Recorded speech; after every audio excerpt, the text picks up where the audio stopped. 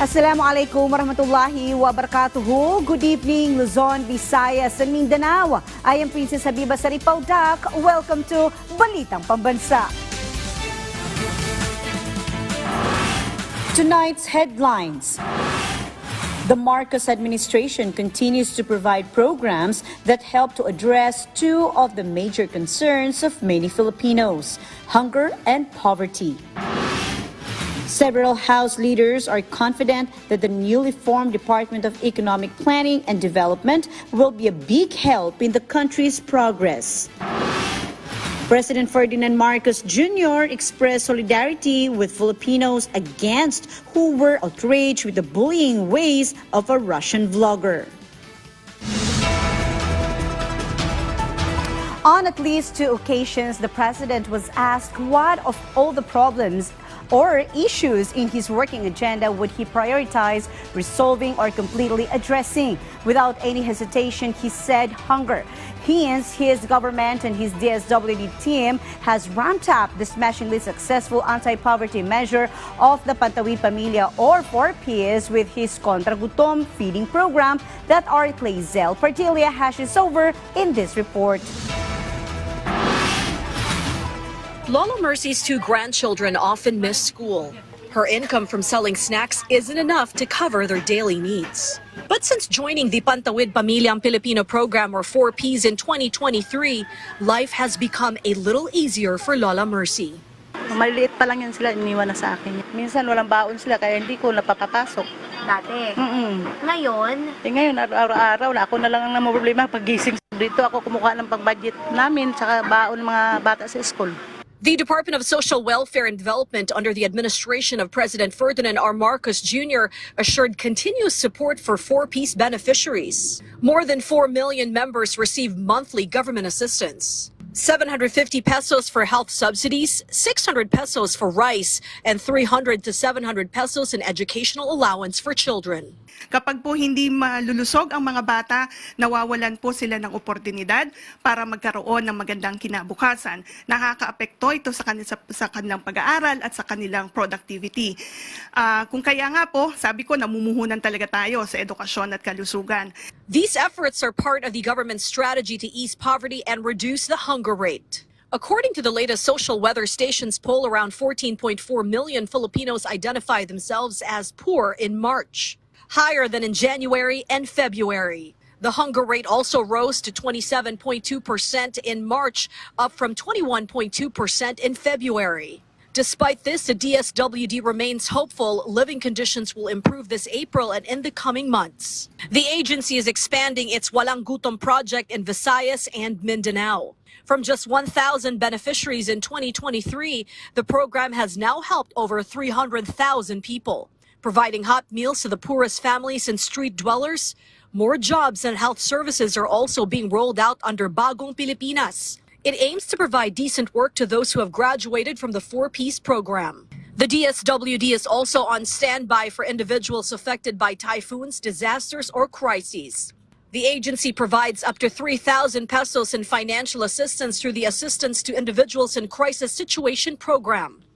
In terms of improving or reducing poverty incidents in our country and reducing hunger incidents, marami po tayong mga na-i-register na merong mga bagong trabaho.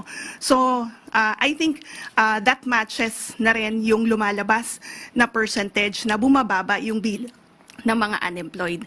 So far, 700,000 families have exited or graduated from the 4Ps program after improving their living conditions. Currently, the DSWD is reviewing whether to increase the financial aid for current 4Ps members and reassessing if the current amount still meets their needs. Sharms Espina from PTV Manila for Balitang Pambansa. Thank you, Charms. Meanwhile, the Department of Social Welfare and Development, or DSWD, is stepping up efforts to uplift the quality of life of Filipinos on reducing poverty and hunger across the country. To support the most vulnerable sectors, the agency is studying a possible increase in the cash grants given to 4Ps beneficiaries and will continue providing financial aid to nearly 4 million families under the Pantawid Pamilyang Pilipino program, or 4Ps. The DSWD reported that some 700,000 former 4Ps beneficiaries have already been delisted after showing improved living conditions.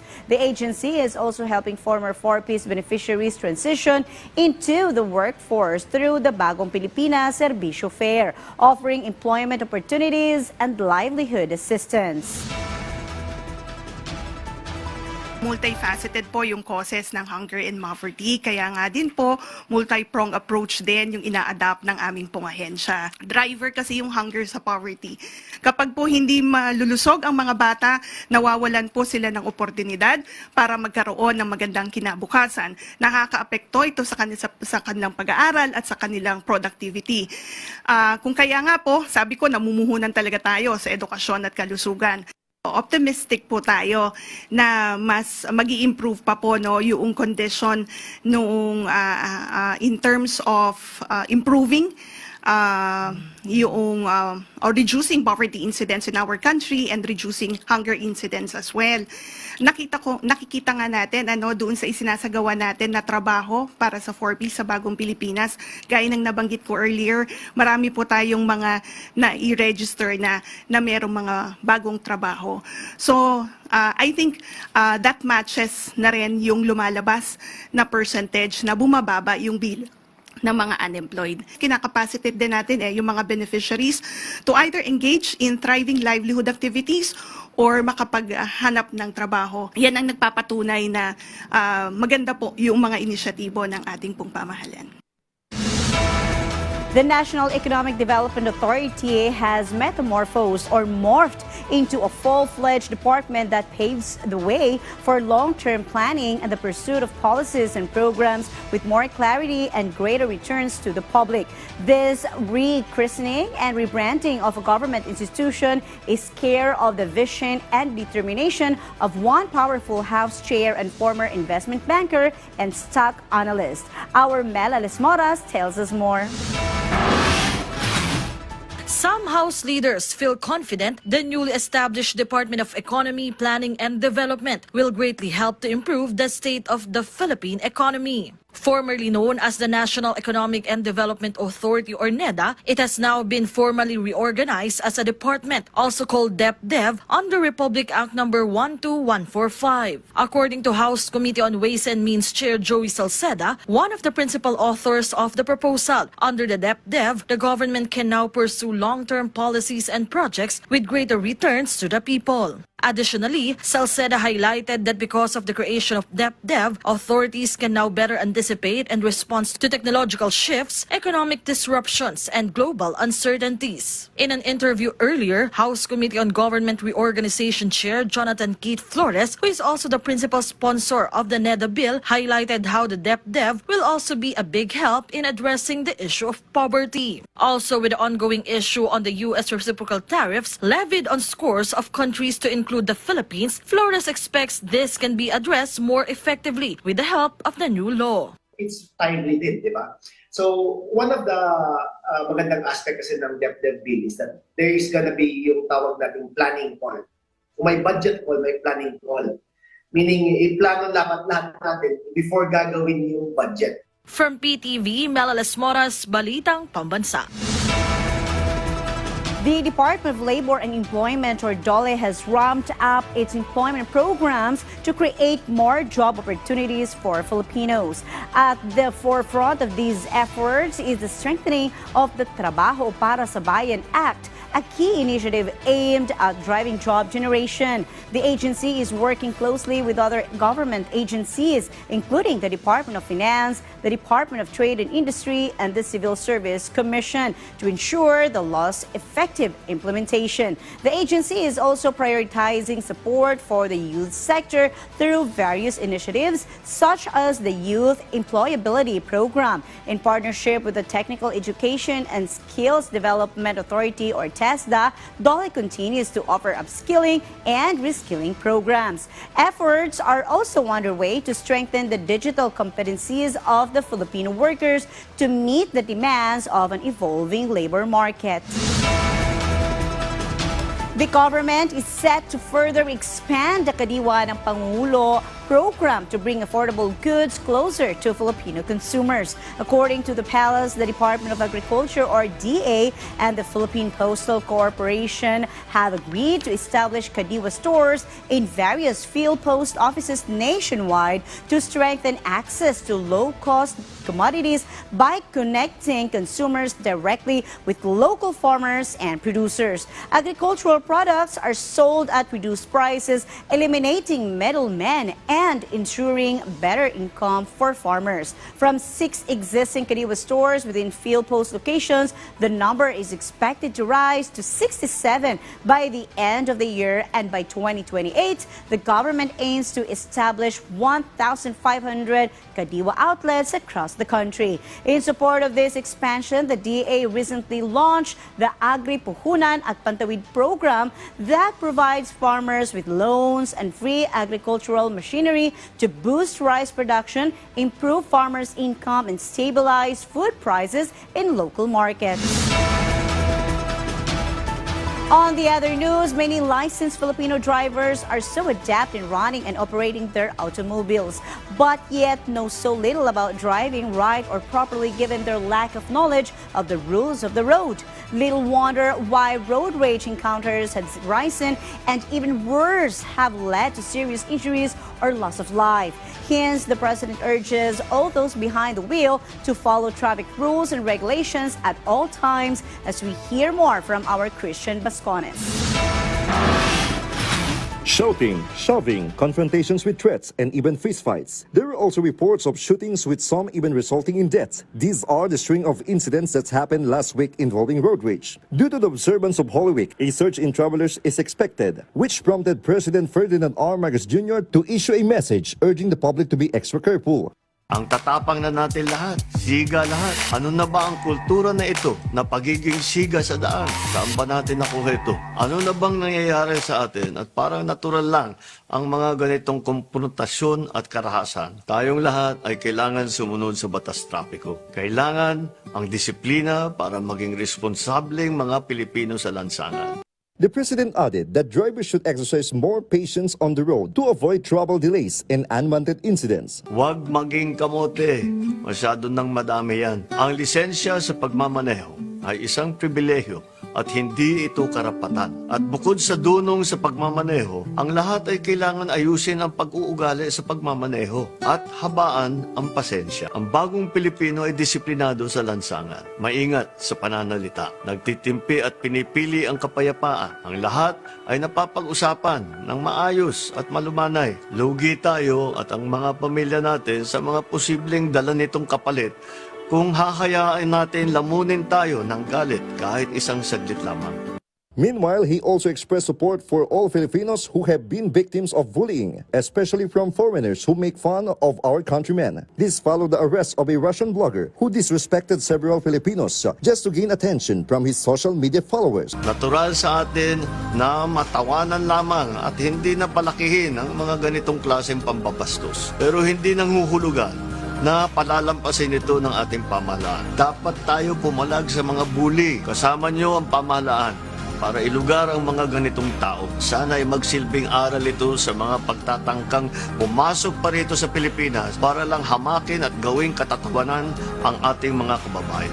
From PTV Manila, Christian Bascones, Balitang Pambansa. There is absolutely no room for tolerance on acts of harassment, bullying, and violence in the President's heart and mind and in his government's policies. This reiteration made crystal clear on the latest report circulating on bullying and harassive acts in the classroom and on campus. The latest of which are the deaths of 2 grade 8 students stabbed by their co-students over an issue of a restroom light fixture. Palace Press Officer Claire Castro said a DSWD probe on the incident is afoot. Kinokondena po kung ano man po na bullying, panghaharas sa mga estudyante po natin, sa mga kabataan po. Hinihintay na lang po natin ng ibang mga detalye po at ginawa na po talaga agad ng agarang aksyon ito ng pamahalaan sa pamamagitan din po ng direktiba ng ating Pangulo. Meanwhile, the Department of Health stressed a second humanitarian mission team can be sent to Myanmar in follow-up to the first one, an 89-member team from a coalition of government agencies that came home last night after a successful mission in the ravaged country since the first 2 days of this month. It was not easy campaign by any stretch of the imagination, as the language barrier presented huge challenges for the Philippine humanitarian mission. Then again, if need be, the Department of Health vows to send at a moment's notice a follow-up team categorized by the World Health Organization as a Type 1 fixed hospital, which is also self-sustaining. The first team managed to provide aid to at least 1,000 Filipino compatriots who are still nursing injuries and need medical attention and care both physically and psychologically, which a newly arrived 8-member squad has come to address. And despite sad conjecture and continued absence since the earthquake struck, the search for the 2 missing Filipinos many have consigned to doom or death continues. The first challenge po na na-encounter namin was yung communication, kasi magkaiba po yung language namin. But we were given interpreters ng OCD. And then during dun po sa operation namin sa Myanmar, may mga nag-volunteer po mga student and Filipino teachers na tumulong po sa amin para maka-communicate po kami ng mabuti sa mga pasyente. And the next po was the weather. Kasi umabot po ng 45.1 yung temperature doon. So inom lang po ng water. Kahapon nagpadala din tayo ng 4 na team for psychosocial support. Sa Yangon naman sila. Sa Yangon sila assigned. Ang mission naman nila to help yung mga Filipinos na suffering from psychosocial problems because of the effect ng earthquake. So support naman natin yon. I think yung embassy sa Yangon ang tumutulong sa kanila. And as we prepare for the Holy Week, several government agencies have wrapped up their efforts to ensure the safety and security of the public this Holy Week. The Philippine National Police Highway Patrol Group has increased its deployment from 700 to over 800 personnel to monitor high-traffic areas such as bus terminals. The Manila International Airport Authority, or MIA, also assured the public of its preparedness to accommodate the anticipated surge in travelers. The agency has already recorded around 150,000 passengers, with the number expected to exceed 160 passengers in the coming days. Meanwhile, officials from the Department of Transportation and the Philippine Ports Authority conducted inspections at the Manila North Port, boarding gates, ticketing booths, and passenger facilities were among those checked to ensure operational readiness. For its part, the Philippine Coast Guard is targeting 0 maritime casualties this Holy Week. Under Oplan Biyaheng Ayos, the PCG is on heightened alert from April 13 to 20, deploying more than 17,000 personnel nationwide to conduct pre-departure inspections and monitor small vessels crossing nearby islands.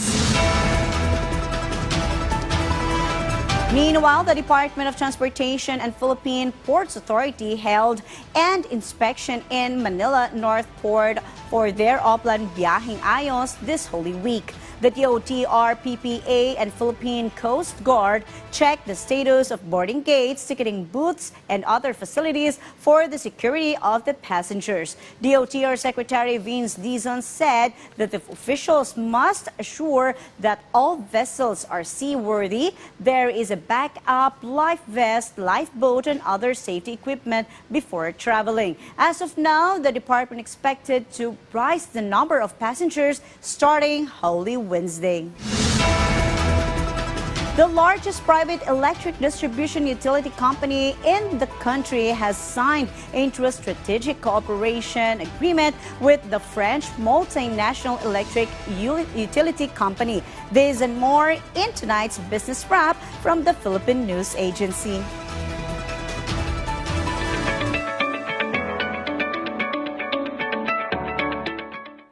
Shifting to business headlines, the Manila Electric Company, or Meralco, has entered into a strategic cooperation agreement with France's state-owned Electricité de France, or EDF, to assess the development of nuclear power in the Philippines. The project aims to enhance the long-term energy security and support the transition to sustainable energy sources of the country. Meralco Chair and Chief Executive Officer Manuel V. Pangilinan says the agreement marks the beginning of the company's leadership in the exploration of the nuclear energy sector. He also stressed that nuclear power is a key component of the Philippine government's energy goals in achieving greater energy security. Under the 2-year Memorandum of Agreement, EDF will provide Meralco with technical support, conduct feasibility studies, and offer strategic guidance, along with tailored training on nuclear reactor technologies and project management. Meanwhile, France has expressed strong interest in taking over as the main financier after the delay in the loan agreement with China for the Philippine National Railways South Long Haul project. During the meeting on April 11 between Department of Transportation Secretary Vince Dizon and Minister Delegate for Foreign Trade and French Nationals Abroad Laurent Saint-Martin, the French government has offered support for the 561.1-kilometer railway project linking Muntinlupa City to Matnog, Sorsogon. Saint-Martin says the French Development Agency have successfully secured funding in coordination with financing guarantees and treasury loans. He also suggested introducing the Philippine government to other possible sources of funding like the European Investment Bank. Meanwhile, other countries have also shown interest, including Japan, South Korea, and India, along with international lenders such as the Asian Development Bank and the World Bank. That's the latest in business on this Holy Monday from the Philippine News Agency. I'm Bench Bondok for Balitang Pambansa. Thank you, PNA. A strategic move is underway to strengthen one of Romblon's most prized industries. The Department of Science and Technology Mimaropa, in partnership with the University of the Philippines, Diliman, is finalizing a 10-year roadmap that aims to elevate Romblon's marble industry to global standards. Paul Hysant Foss of Philippine Information Agency Mimaropa has the details. Stakeholders gathered in Ujongan, Romblon recently to review the draft of the Romblon Marble Industry Roadmap. The plan, which has been in development since last year, outlines a clear direction for the growth and sustainability of the local marble sector. The session was led by DOST Secretary Renato Solidum Jr., a native of Romblon, who emphasized the cultural and economic significances of the marble industry in the province. A key feature of the roadmap is the proposed creation of the Marble Industry Strategy Council, which will manage and oversee the development efforts within the sector. The strategic plan also includes expanding market reach from local distribution to national and international markets, enhancing marble designs to cater modern taste, and improving product quality through skills training for workers. Several micro, small, and medium enterprises, or MSMEs, involved in marble processing attended the session.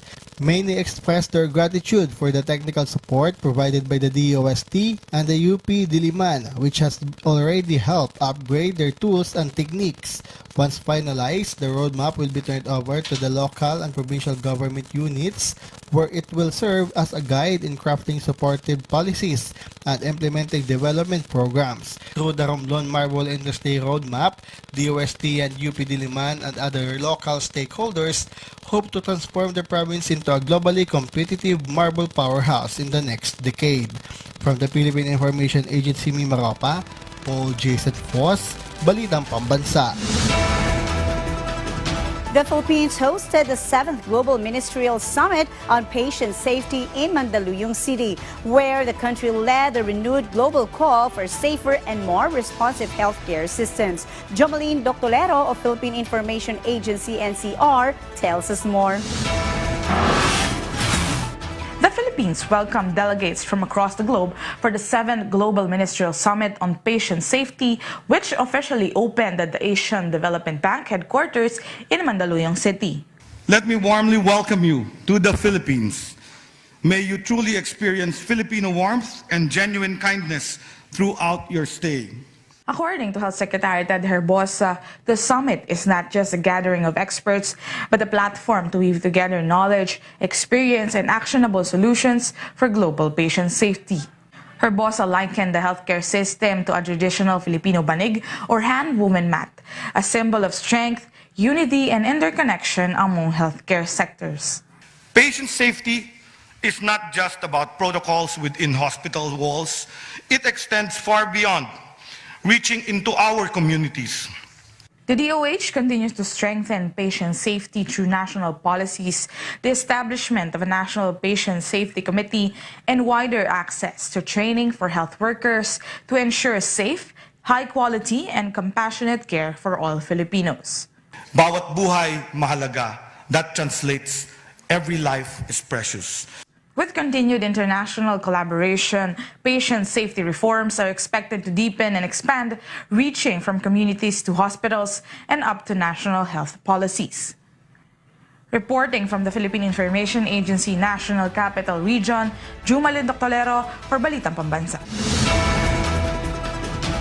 On the other news, indigenous peoples or IT students from Oriental Mindoro and Palawan attended the training in Coconut Value Edition, which aimed to enhance the knowledge and skills of the students when it comes to coconut processing that can help them to have an additional income. Joshua Sugay of Philippine Information Agency Oriental Mindoro has the details. Around 30 indigenous peoples or IP students from various tribes in the provinces of Oriental Mindoro and Palawan recently benefited from the value addition of coconut training. The training was a collaborative effort of the Agricultural Training Institute, Mimaropa, Technical Education Institute, Department of Science and Technology, and the youth's entrepreneurial skills and provide them a chance to start their own small businesses. We took that opportunity na sa entrepreneurship naman ng mga bata papasok yung paggagawa ng kanilang mga buko juice, coco jam, at saka yung buko pie. So sa kanila, pagdating nila at least pag mayroon na silang ganitong kaalaman, makakatulong sa kanila para gamitin ang kanilang resources. One of the student beneficiaries, 18-year-old Enilyn Salvaron from San Teodoro and a member of the Iraya tribe, expressed her gratitude for the training she received. Through programs that support the youth, particularly in the indigenous sector, they are given the additional opportunity to gain livelihood and additional knowledge that they can impart in their community. From the Philippine Information Agency Oriental Mindoro, Joshua Sugay for Balitang Pambansa. It's Holy Monday, and that concludes a rundown of the latest, widest, and most comprehensive news and information from all across the nation. This is your trusted news source, always ready to inform and serve the Filipino people. Catch Balitang Pambansa again tomorrow at 7 a.m., 12 noon, 6 p.m., and 9:30 p.m. for more updates and developments. From Radyo Pilipinas, I'm Princess Habiba Saripaudak, and this is your Balitang Pambansa.